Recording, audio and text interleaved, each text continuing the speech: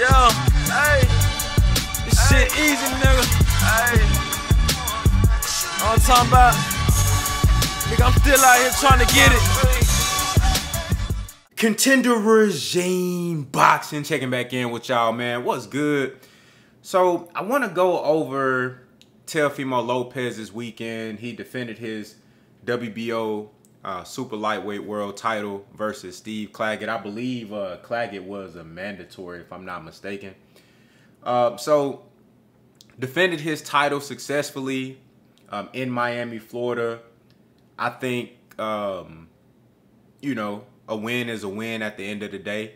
But when you get to the level of Teofimo Lopez, there's certain ways that you go about your performances. There's a certain level that or expectation that you're being held to as a champion and as a high caliber fighter. Now, y'all know I've given Teofimo Lopez all types of shit over his career, from his mouth, you know what I'm saying, all the shit that he be saying, and early on it didn't seem like he was trying to back that shit up. You know what I'm saying? He, you know, had some little funny movements as far as avoiding certain guys and acting like, you know, he too good to fight certain fighters and shit like that.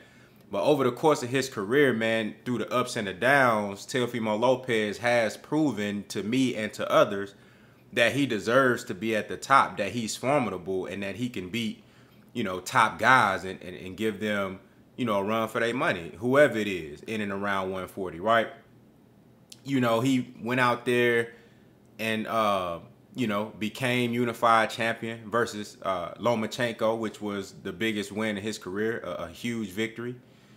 You know, so that right there solidified him to at least say that he belongs to, you know, to be able to compete at the top level. But let's talk about the inconsistencies of Teofimo, because as I just stated, he's held to a higher standard. When you accomplish certain things in the sport, when you show a certain level of talent, athleticism, and skill on the big stage, people gonna start holding you to a higher standard. But one of the biggest things that I've saw that hurt Teofimo is the inconsistency. Now, you could chalk that up to coaching. You could chalk that up to inactivity, because I've been saying this for the longest. Inactivity is one of the biggest enemies of a fighter. You gotta stay active. You gotta keep your skills sharp. You gotta stay, and I ain't just talking about training and sparring. I'm talking about having fights under the light. He should have been got in the ring with Claggett. If that's his mandatory, he should have been on and got that on out the way and been ready to go get something else. He should be unifying right now. You dig what I'm saying? And I think that inactivity, man, that definitely contributes to the inconsistencies that we've been seeing from a lot of these guys, right? But just keying in on Teofimo specifically, you know, you look at the first loss that he took. We only took one loss, right? But you look at the loss that he took versus George Cambos. Now, George Cambos was a mandatory. And, you know, that fight had gotten put off due to network issues and, you know, all these different things outside the ring. That fight got put off. Whole time Cambos is locked in. He trained and he ready. He looking at Teofimo like, you know, this my big break. You feel me? This is my huge opportunity to make a name for myself. And it was. And he did go out there and put on a great performance, had a great fight with Teofimo. I thought that fight was neck and neck, back and forth. Both guys, it was a war. It was a bloody war. Both guys was bleeding. Both guys got dropped in that fight. But ultimately, Cambos came out with the win, rightfully so. He had the better game plan. Teo came out there fighting all reckless and just throwing big lefts and rights, wasn't setting up shit with his jab. He wasn't being patient. He wasn't using his timing. You know, he didn't start trying to put those things together until later on in the fight, and it cost him. He lost that fight. Huge upset, right?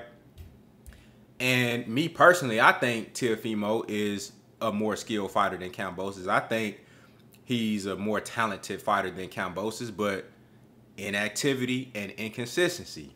You come off of beating Lomachenko, a pound-for-pound great. You come off of beating Lomachenko and then you lose to Cambos. That's inconsistency. You feel what I'm saying?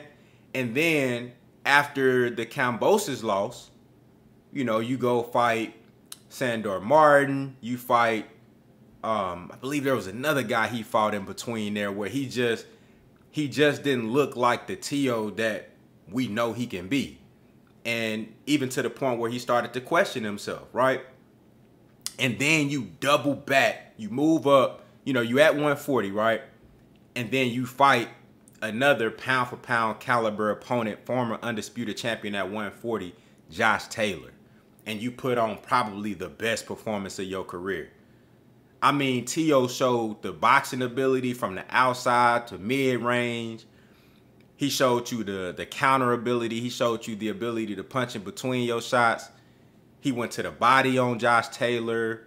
The confidence was there. The activity and the energy and the punch output was there. The IQ was there. The footwork. I mean, Teo really put on a phenomenal performance versus Josh Taylor. And Josh, you can say what you want about Josh Taylor. I know ever since the Jack Catterall, the first fight, y'all wasn't too high on Josh Taylor. I get it. But that dude done put in work and then had some really good wins and accomplished some great things, right? And that was a huge win for Teofimo Lopez. Not just who he beat, but how he did it. It was a dominant performance, right? And then that, again, that's fighting Josh Taylor coming off of that controversial decision versus Catterall where Josh Taylor feeling like he got something to prove. And he and Teo had words prior to that. So Josh Taylor was up for that fight. And so then, you know, Teofimo, he gets in the ring with Jermaine Ortiz, a really good boxer, very skilled guy, very fleet of foot, right? And he struggles to cut the ring off. Now, he got the win in that fight, but I thought he could have been better. I thought he could have set his punches up and been able to get Ortiz in a position to get his shit off, cut that ring off, right? Apply a little bit more pressure. Use that athleticism, all them down backflips you be doing after the fight. We know you got that athleticism. Use that shit in the ring and cut your man off and get to your man and get him up out of there if you got that ability. You know what I'm saying? If you got that opportunity, which I think he had plenty of opportunities to do that versus Ortiz. Though Ortiz is a really good boxer, I thought we could have seen more from Teofimo in that fight. And then now you fight Steve Claggett and you look less than stellar. Took way more punches than I thought he should have been taking. And when you look at what Steve Claggett brings to the table, I mean, this guy is a veteran. He knows how to survive. He had only been stopped one time prior to that fight, right? And this fight with Teo went the distance. You know, Steve Claggett, tough guy, man. Older guy. What is he? 35 years old, 38-8 with 2 draws. I mean, he knows how to get to the cards. You know, so I'm not really getting on Teo for not stopping him, but it was the way he went about that performance. The lack of energy on defense, just sitting there taking punches, not moving your head off the line. You dig what I'm saying? There was opportunities where I felt like he could have mashed the gas on Claggett because, I mean, you look at Claggett, this guy, you know, 38 wins, 26 knockouts. He can punch, right? He can punch.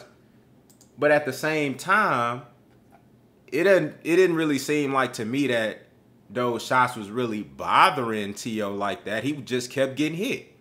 You know what I'm saying? And I felt like the defense could have been sharper. This is a guy that you supposed to style on if you Teofimo Lopez. You supposed to style on him and make a big statement, especially when you saying the names of a Terrence Bud Crawford, who is 2 divisions above you, who is the #1 pound for pound absolute best fighter on the planet right now. And then you call out Tank Davis, who the same shit I just said about Terrence Crawford, I can say that about Gervonta Tank Davis. And you calling him out, who is a weight class below you. And I mean, bruh, if you gonna be saying the names of the likes of those guys, you gotta style on a guy like Steve Claggett. Ain't no other way about it, man. You gotta style on a guy like that. You feel what I'm saying? So I think Teo is a very interesting case because he won me over as a fan. I've always been a fan of his ability, but I didn't like how he was moving with Devin Haney, you know, avoiding you know, Devin Haney, and anytime they bring up and the idea of him fighting Devin Haney, he acting like, you know, oh, he the email champion, why should I fight him? Motherfucker, because the people want to see it, and he in your division, and he a champion, he one of the best. You feel me? And then after you got the win over Lomachenko, you know, got a couple of others and they think he Ricky. You know what I'm saying? You get one good win, now you think you Floyd Mayweather. You know what I'm saying? You acting like you ain't got to prove nothing no more. You feel me? And it's just a whole lot of sneaky stuff outside the ring. And I'm like, bruh, come on now. You feel me? Come on now. You know, he done, you know, he be wilding. But as far as in the ring, the man can fight. And so I expect a certain level of performance out of him when he get in the ring, especially when you get in there with a guy like Steve Claggett, after I done seen what you could do versus Loma, after I done seen what you can do versus Josh Taylor. You feel me? So Teo is an interesting case, a very inconsistent fighter who has the ability to be one of the best. And I want to know what y'all think about his performance versus Claggett, and what do you think about the inactivity and the inconsistency? Can Teo overcome that and put on a string of great performances? Or is this going to be a common theme or an ongoing theme of him having a good fight, then 2 lackluster fights, then a really good fight, and then 2 lackluster fights, and then another great performance? Like, because it's only so long you can keep that up before you get your ass knocked out. You dig what I'm saying? Y'all let me know what y'all think down in the comments, man. Contender regime boxing. I'll holler at y'all boys, man.